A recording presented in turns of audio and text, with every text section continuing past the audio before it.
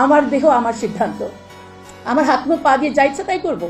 আমি কি বিবস্ত্র হয়ে জনসম্মুখে যাব? আমার দেহ তাই, সেটা আমার সিদ্ধান্ত। ব্যক্তিগত স্তর কোন জায়গায় নিয়ে গেলে আমাদেরকে চিন্তা করতে হবে। এবার চলে আসি পারিবারিক লেভেলে। পুরুষ হয়ে গেল নারীর প্রতিপক্ষ, হাজবেন্ডের বিরুদ্ধে আমরা এখন ফৌজদারি মামলা করব সেই ম্যারিটাল রেপ নিয়ে। এই যে দাম্পত্য কলহে আরেকটা নতুন ইস্যু কিন্তু ঢুকিয়ে দিলেন, এটার শত্রু হয়ে গেল হাজবেন্ড। এবার আসেন, সম্পদের যতটুকু আমরা পাওয়ার কথা ছিল ওটাই পাই না।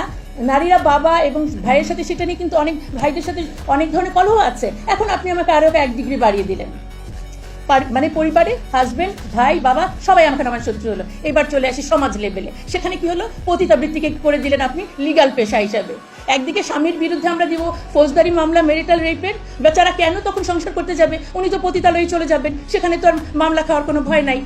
এবং ইদানিং আমাদের অনেক ছাত্রীদেরকে আমরা বিভিন্ন হোটেলে দেখা যায় ধরা পড়ছে পুলিশের কাছে। এটাকে যখন আপনি লিগাল করে দিলেন, তারা পার্ট টাইম টিউশনের মতো এটাতে চলে যাবে। তখন কোনভাবে সামাজিক নৈতিকতার জায়গাটিকে আমরা ধরে রাখবো? ব্যক্তিগত লেভেল, পারিবারিক লেভেল, সামাজিক লেভেল ক্লিয়ার।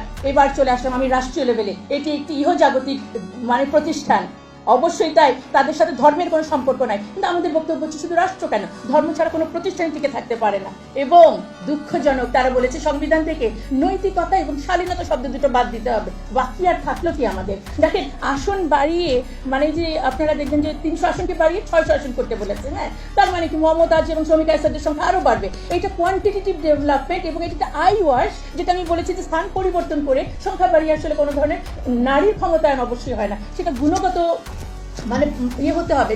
যেমন গত পার্লামেন্ট বা গত 15 বছরের পার্লামেন্টে আমাদের প্রধানমন্ত্রী, স্পিকার, আমাদের বিরোধী দলীয় নেত্রী, তারা সবাই নারী ছিলেন। আমরা কি দেখলাম? একজন নারী নেতৃত্ব ফ্যাসিবাদের অনেক পুরুষ ফ্যাসিস্টকেও তিনি ছাড়িয়ে গেছেন। তো সুতরাং সংখ্যা ভিত্তিক এবং পজিশন ভিত্তিক কাউকে বসালে সেটা ক্ষমতায়ন বলা যায় না। এবং লাস্ট যেটা বলা হলো, মৃত্যুদণ্ড বাতিল করতে হবে। তার মানে কি দাঁড়ালো? একেবারে সাজাই আমরা ব্যক্তিগতভাবে আমি স্বেচ্ছাচারী হয়ে উঠতেই পারি, সামাজিক মূল্যবোধ এবং ধর্মকে আমি তোয়াক্কা না করতেই পারি, এবং যত বড় অপরাধ হোক আমাকে মৃত্যুদণ্ড দেওয়া যাচ্ছে না। সুতরাং এর চেয়ে বড় অরাজক অবস্থা আর কি হতে পারে? সুতরাং এখনই সময় আমাদেরকে এই সংস্কারগুলোর প্রতি এবং এই কমিটির প্রতি অবশ্যই ন্যায্য সিদ্ধান্ত আমাদেরকে নিতে হবে।